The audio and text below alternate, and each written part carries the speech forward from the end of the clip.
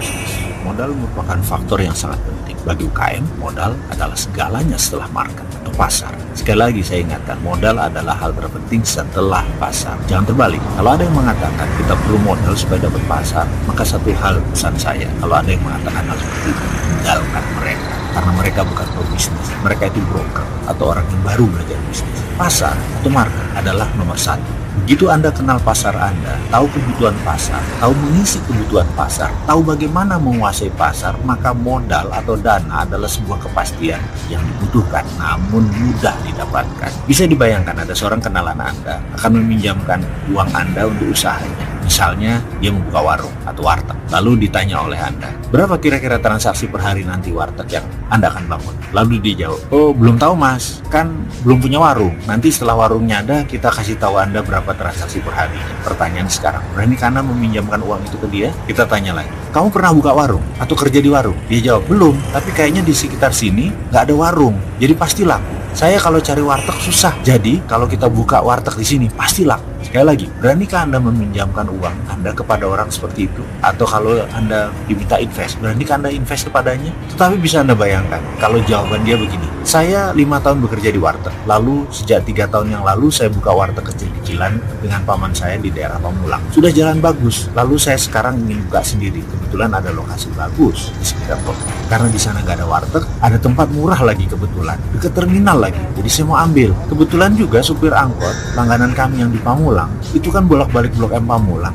Dia cari warteg di Blok M susah. Jadi karena itu saya mau buka di sana. Kebetulan saya punya modal separuh lagi saya perlu modal. Dengan penuturan seperti itu, akankah Anda invest kepada investasinya? Jawabannya pasti iya. Bahkan secara psikologi kejiwaan, Anda siap rugi bergabung bisnis dengan dia. Kenapa? Karena dia sudah mengerjakan homework-nya, sehingga kepercayaan Anda atau trust Anda naik. Jadi walaupun rugi, Anda siap bersama dia. Baik, kita lanjutkan. Saya ingin memberi pelajaran tentang arti psikologi dalam berbisnis dalam video kali ini. Dalam aplikasi psikologi yang diterapkan dalam bisnis, banyak faktor yang akan kita bahas. Ada perilaku pasar, ada sifat pembeli, ada perilaku individu dalam organisasi, ada budaya perusahaan, ada social value atau nilai sosial, dan banyak ragam lain. Kita beri ilustrasi sederhana. Kita bayangkan dalam benak kita sekarang, Anda berada di daerah muslim. Sebuah toko bisa mengurangi unsur warna merah dalam outlet, diganti dengan dominan warna hijau atau ditambah nuansa hijau keputihan.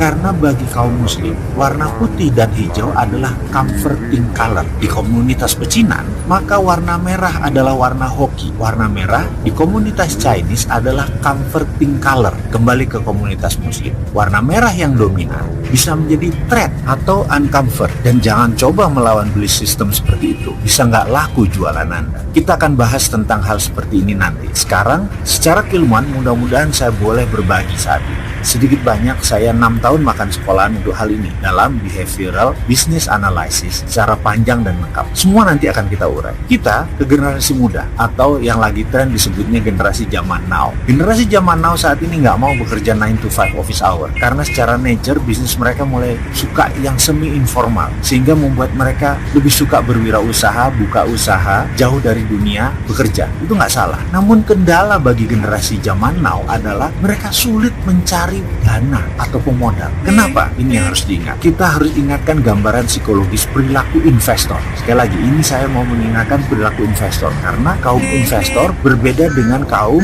muda. Saat ini investor banyak yang sudah tua umurnya ketimbang yang kaum milenial yang baru mulai usaha. Perilaku investor, behaviornya berbeda jauh dengan anak sekarang atau anak zaman now. Harus paham, pemodal besar, baik yang merupakan itu private equity fund, hedge fund, venture capital, dan banyak lagi portfolio keuangan, di mana portfolio keuangan adalah where's money makes money. Pengelolanya atau pemiliknya kebanyakan usianya di atas 50 tahunan. Bahkan kalau diambil rata-rata, angkatan Bill Gates di atas 60 tahunan. Mereka lahir di atas tahun 55-an sampai 70-an. Itu adalah kaum investor kebanyakan usianya di sana. Dimana pada saat internet booming, itu adalah masa periode angkatannya Bill Gates. Angkatan sekarang adalah angkatan pemanfaat isinya. buktinya internet, karena itu banyak digital. Berbisnis berbasis digital ini kebanyakan anak-anak muda, sementara yang menguasai keuangan usianya di atas 55 tahun. Para investor semua di atas 55 tahun. Sementara sekali lagi, ciri mereka bukan gadget minded. Sementara anak muda sekarang gadget minded. Sekali lagi, ini harus diperhatikan perbedaan. Mereka masih merupakan manusia yang membutuhkan presentasi fisik, kehadiran fisik. Mereka masih memerlukan berhadapan dengan Anda. Mereka masih melihat bagaimana Anda di meja makan, bagaimana cara Anda berbicara dengan santai, apa topik pembicaraan Anda. Dari sana dia bisa melihat isi kepala Anda. Mereka masih memerlukan melihat langsung vibrasi Anda, getaran Anda. Mereka ingin melihat body language Anda. Mereka masih ingin bertatap langsung ekspresi wajah Anda. Mereka tidak pedulikan dengan presentasi yang mengkilat, yang keren. Mereka masih ingin melihat sepatu apa yang Anda pakai, jas apa yang Anda pakai, kepercayaan diri seperti apa yang Anda ingin munculkan. Itu masih penting buat generasi baby boomer. Sekali lagi, angkatan mereka, investor senior tersebut masih membutuhkan direct contact dengan Anda. Psikologi kejiwaan Anda, kematangan emosi Anda, kedalaman filosofi Anda, tentunya fire api di dalam Anda itu penting. Mereka ingin merasakan langsung. Disinilah kegagalan terbesar para pebisnis startup dalam mencari dana investasi. Disinilah kegagalan terbesar kaum milenial di dalam mencari dana untuk investasi. Kegagalan Anda para startup anak muda dalam meyakinkan investor, terutama gagal menunjukkan how bad you want to be sukses. Seberapa marah Anda, seberapa ingin Anda untuk sukses. Jadi sekali lagi, persiapkan diri Anda untuk terlihat sukses, terlihat lapar, dan stay humble di depan investor zaman old tadi. Ingat nih, mereka masih pegang uang yang terbanyak.